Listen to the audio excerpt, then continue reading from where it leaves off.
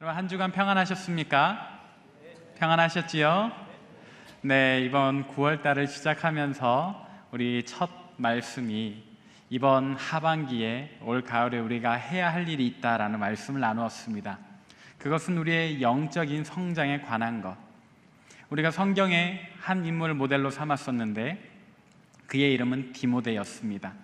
디모데는 우리보다 어린 나이에 바울을 만났지만 이미 그는 그 고향과 또 주변 도시에 이르기까지 믿음과 성품이 출중하기로 유명했던 사람이고, 그래서 바울이 그를 만났을 때 기뻐하며 그를 아들처럼 여기며 자기 선교 여행에 동참시켰다고 했습니다. 그게 지지난주 말씀이었고, 우리 지난주 말씀에는 그런 우리의 영적인 성장을 방해하는 이단들, 어떤 이단들이 있는가, 그들의 특징은 무엇인가, 우리가 그들을 어떻게 분별하고 또 경계하며 거절할 수 있는가를 청해 들었습니다. 이 두 번의 말씀을 통해서 우리가 참으로 영적으로 성장할 수 있었기를 바랍니다. 그렇다면 오늘 우리에게 새로운 질문이 하나 떠오르게 되는데, 우린 과연 영적으로만 성장하면 되는가라는 질문입니다. 여러분들은 어떻게 생각하십니까? 우리는 교회 다니며 예수 그리스도를 믿으며 영적으로만 성장하면 되는 것일까요? 우리가 교회에서 신앙에 관한 이야기를 하다 보니까 믿음, 기도, 어떤 은사나 비전이나 이런 부분에 대해서는 많은 이야기들을 하기도 하고 또 그에 관한 말씀도 많이 듣게 되지만, 한편으로는 육적인 성장에 대해서는 우리가 되려 소홀하기 쉬운 것 같습니다. 여기에서 말하는 육적인 성장이란 우리의 욕심을 채우는 그런 성장을 이야기하는 것이 아닙니다. 말 그대로 우리의 신체적인 성장도 중요하다 이겁니다.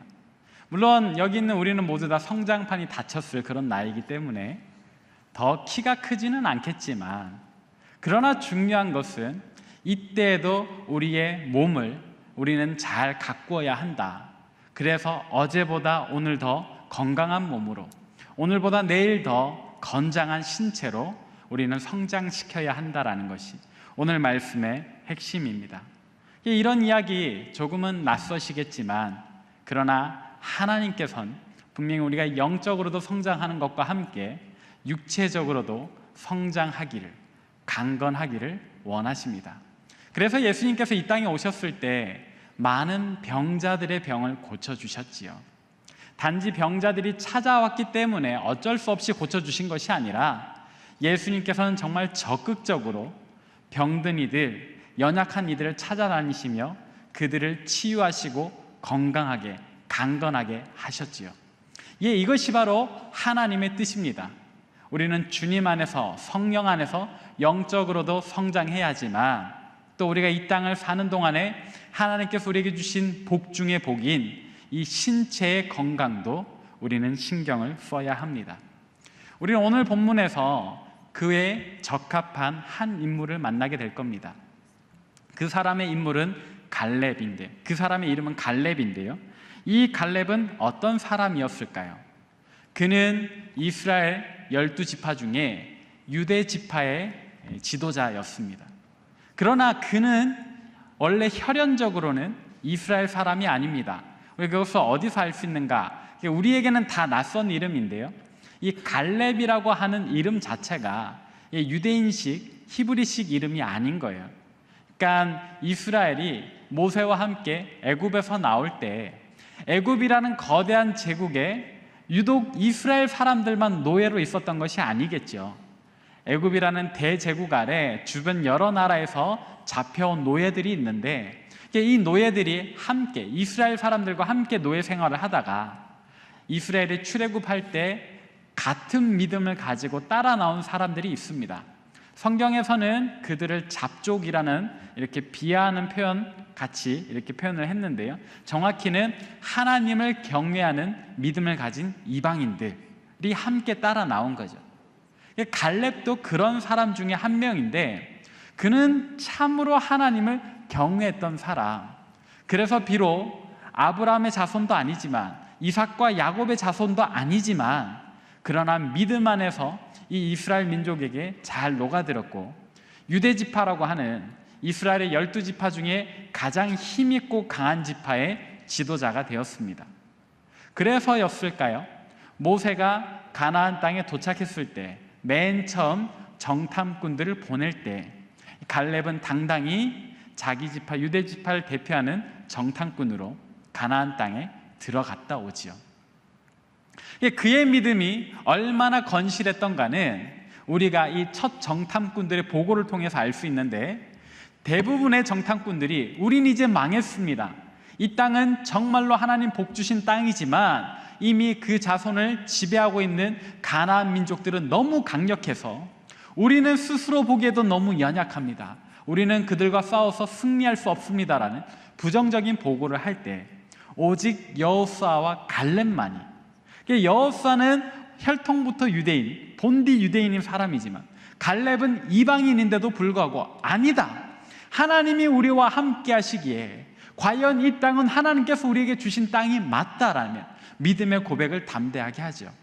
그래서 하나님께서 그때 당시에 하나님을 원망했던 20세 이상의 남자들은 다 가나안 땅에 들어가지 못하게 하셨는데, 오직 여호수아와 갈렙, 이 이방인 갈렙 하나님의 허락을 얻습니다. 애굽 땅에 나와서 더 이상 노예로 살지 않고 광야에서 죽지 않고 약속의 땅 가나안에 들어갈 것이라는 그런 약속을 누리게 되었다 이 말이죠. 자, 여기까지가 오늘 본문 말씀의 9절까지의 이야기입니다. 근데 10절 이하에 보면 좀 우리에게 놀랄만한 기록이 하나 있는데, 그것은 갈렙의 나이예요. 오늘 본문에 등장하는 갈렙은 몇 살이었을까? 우리가 한번 찾아보도록 하겠습니다. 오늘 본문 말씀 10절을 우리 함께 읽도록 합니다. 시작. 이제 보소서, 여호와께서 이 말씀을 모세에게 이르신 때로부터 이스라엘이 광야에서 방한한 이 45년 동안을 여호와께서 말씀하신 대로 나를 생존하게 하셨나이다. 오늘 내가 85세로 돼. 아멘. 자, 이스라엘이 맨 처음에 출애굽해서 약속의 땅 가나안에 도착했을 때 갈렙의 나이가 40세였습니다. 이미 적지 않은 나이긴 하지만 그래도 가나안 땅 정복 전쟁에 최앞서 나갈 그런 주축 세력이긴 하죠. 갈렙이 이 40년 전에 이 40세의 나이에 정말로 힘있게, 혈기있게, 믿음있게 이렇게 가나안 땅을 노려보고 있었습니다.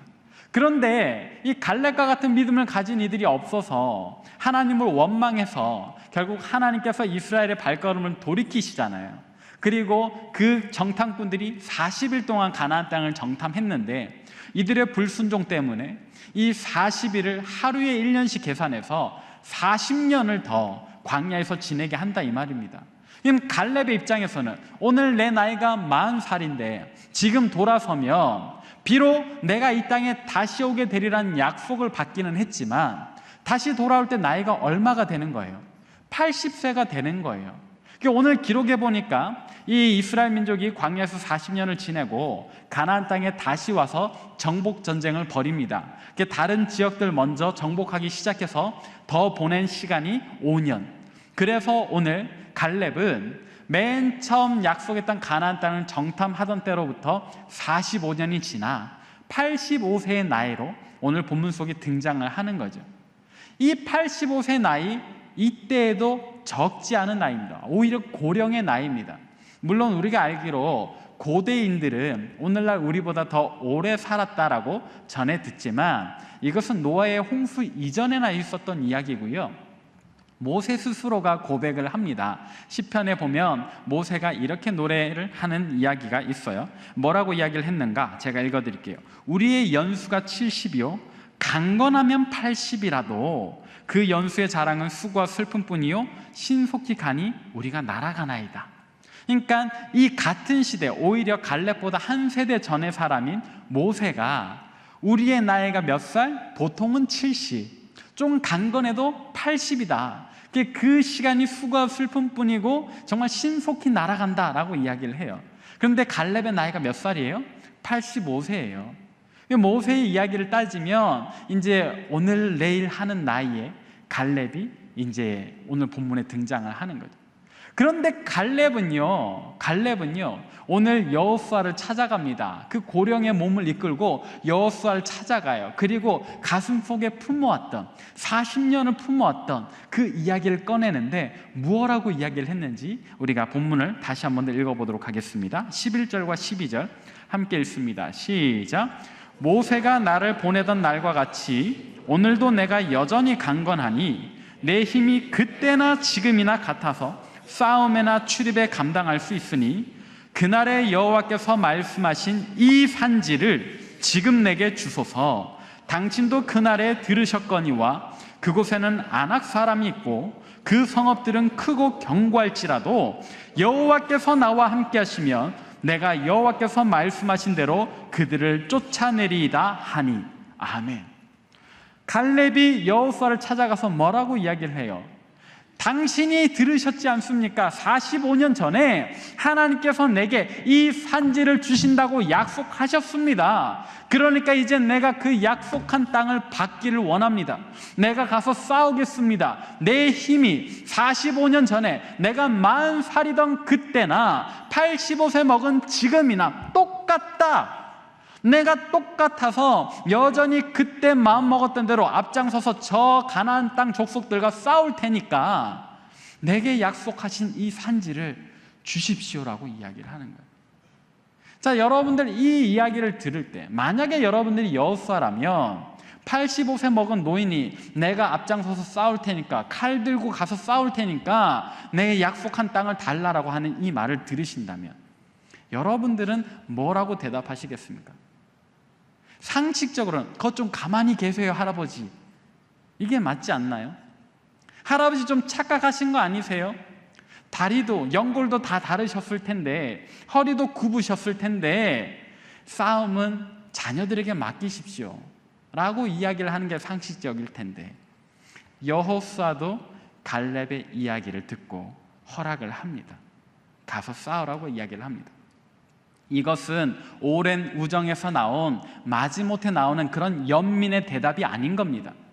갈렙은요 정말로 견실한 믿음을 가졌던 사람, 그래서 약속의 땅 가나안에서 첫 정탐 이후에 돌아서야 했을 때 비록 이 땅을 누리는 그 축복이 40년 뒤로 미뤄졌지만 갈렙은 실망하지 않아요.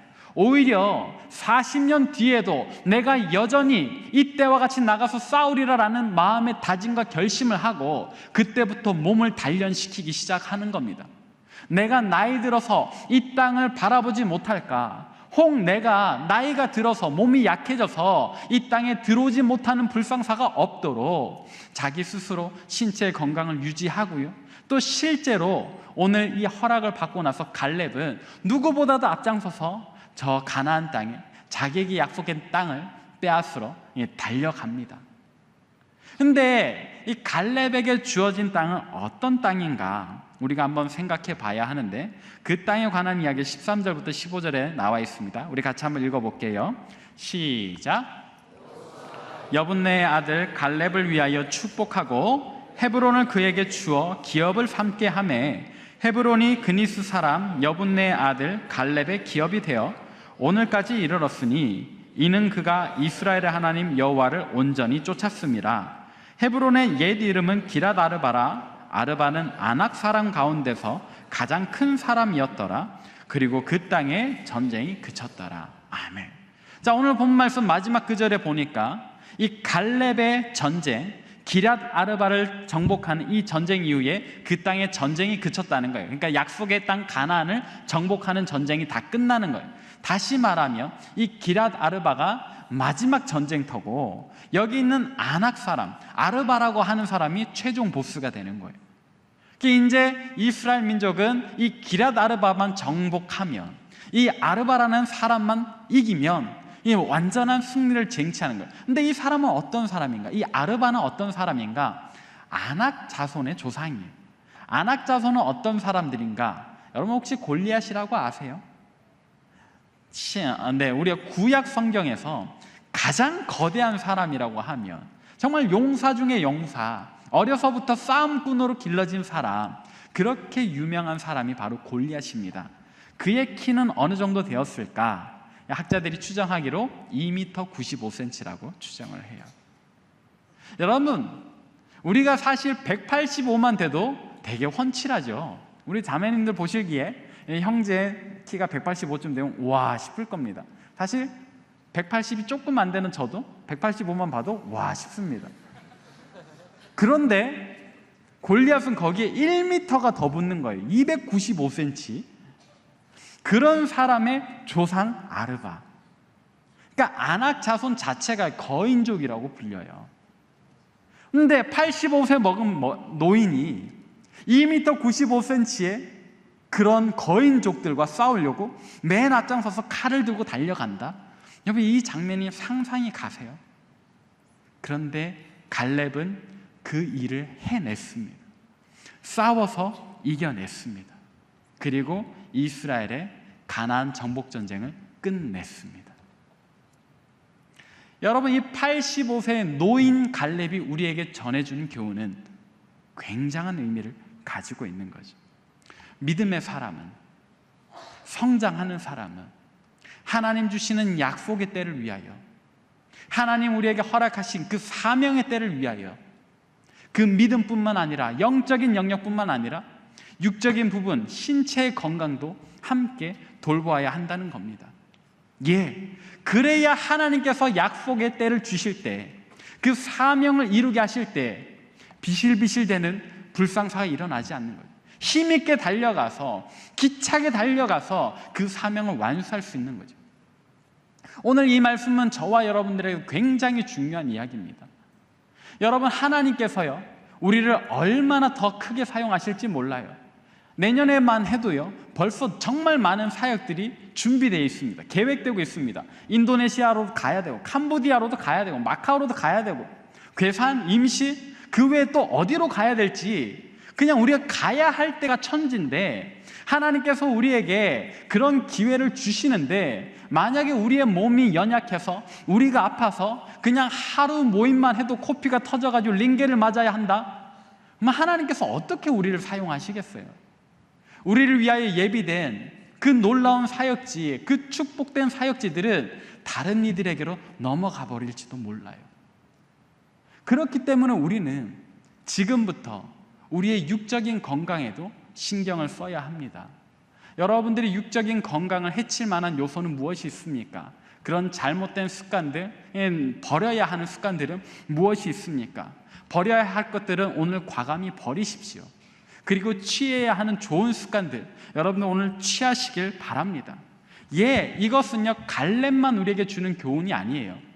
사도 바울이 자기 아들이라 여겼던 디모데에게도 이와 비슷한 권면을 하나 하는데, 우리 그 구절을 같이 한번 찾아보도록 하겠습니다. 디모데전서 5장 23절입니다.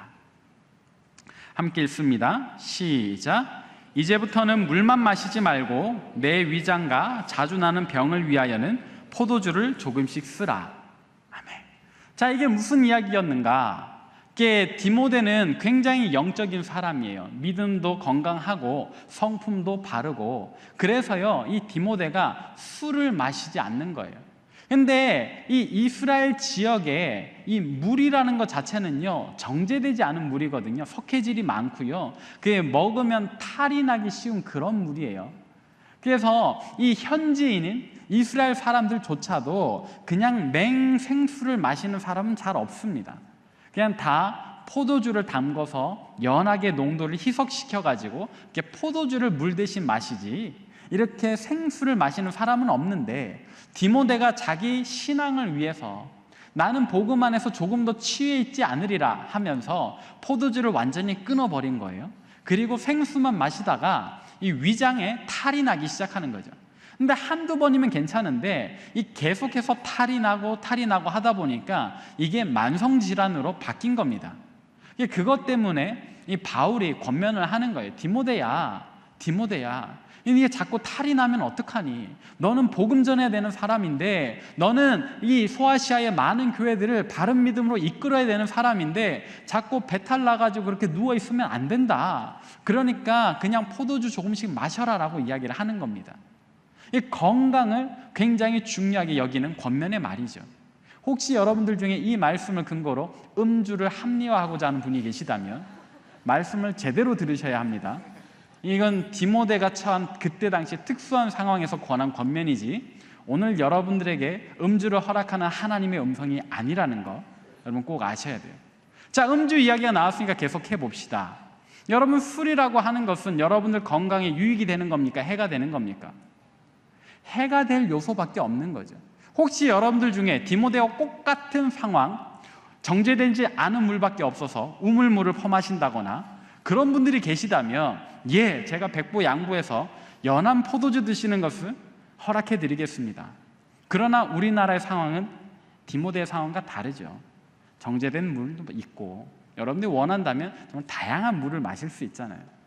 오히려 여러분들이 행하는 음주는요, 단 한 모금도 우리 건강에 득이 되기보다는 해가 되는 것밖에 없죠.